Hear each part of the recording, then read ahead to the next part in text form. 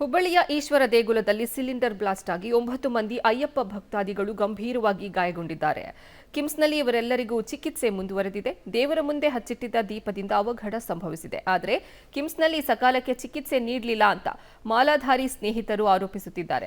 ನಿನ್ನೆ ಕಿಮ್ಸ್ ಆಸ್ಪತ್ರೆಗೆ ದಾಖಲಾದ ವೇಳೆ ಗಾಯಗೊಂಡ ಮಾಲಾಧಾರಿಗಳಿಗೆ ಬರ್ನಾಲ್ ನೀಡಬೇಕಾದ ಕಿಮ್ಸ್ ಆಸ್ಪತ್ರೆಯ ಉಗ್ರಾಣದ ಉಸ್ತುವಾರಿ ಬೀಗ ಹಾಕಿಕೊಂಡು ಹೋಗಿದ್ದಾರೆ. ಕಿಮ್ಸ್ನ ಚೀಫ್ ಮೆಡಿಕಲ್ ಆಫೀಸರ್ಗೆ ಫೋನ್ ಮಾಡಿದ್ರು, ಬರಲಿಲ್ಲ ಅಂತ ರೊಚ್ಚಿಗೆದ್ದ ಮಾಲಾಧಾರಿ ಸ್ನೇಹಿತರು ಕಿಮ್ಸ್ ಸಿಎಂಒಗೆ ತರಾಟೆಗೆ ತೆಗೆದುಕೊಂಡಿದ್ದಾರೆ. ಕೊನೆಗೆ ಗಾಯಾಳು ಮಾಲಾಧಾರಿಗಳ ಸ್ನೇಹಿತರು ಉಗ್ರಾಣಕ್ಕೆ ನುಗ್ಗಿ ಮಾಲಾಧಾರಿಗಳ ಚಿಕಿತ್ಸೆಗೆ ಬೇಕಾದ ಔಷಧಿಗಳನ್ನು ತಂದು ಚಿಕಿತ್ಸೆ ಮಾಡಿಸಿದ್ದಾರೆ. 9 ಜನ ಮಾಲಾಧಾರಿಗಳ ಪೈಕಿ 8 ಜನ ಜೀವನ್ಮರಣದ ಮಧ್ಯೆ ಹೋರಾಟವನ್ನ ನಡೆಸ್ತಾ ಇದ್ದಾರೆ.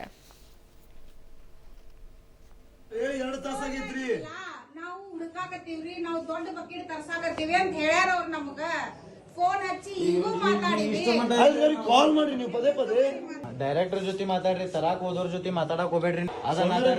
ಯಾಕೆ ಅವ್ರಿಗೆ ಹಚ್ಚ್ರಿ ಅಂತ ಹೇಳಂತೀವಿ ನಿಮ್ಗೆ ನಾವು. ಹಲೋ ಎಬ್ಸಾದಿಲ್ರಿ ನಿಮ್ ಡೈರೆಕ್ಟರ್ ವ್ಯವಸ್ಥಾರ ಹಚ್ಚ್ರಿ, ಹಚ್ಚಿವಿ ಎಬ್ಸಾದಿಲ್ರಿ. ಹಿಂಗ ಹಚ್ಚಿದ ಕೂಡಲೇ ಹಿಂಗ ಒಂದ್ 2-3 ಸತಿ ಹಚ್ಚ್ರಿ. ಅಲ್ಲ ನೀವ್ ಹಚ್ಚ್ರಿ ಅಲ್ಲ ಅವ್ರಿಗೆ ಕಂಟಿನ್ಯೂ ನಾವು ಕಂಟಿನ್ಯೂ ಹಚ್ಕೊಂತೀವಿ.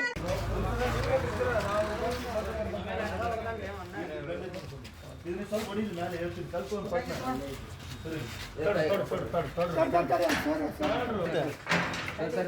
ಹಲೋ ಪಬ್ಲಿಕ್ ಅವ್ರನ್ನ ಮಾತು ಇಲ್ಲಿ ಕೆಳಗುಡಿ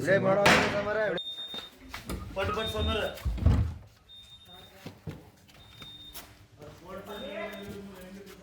ಸರ್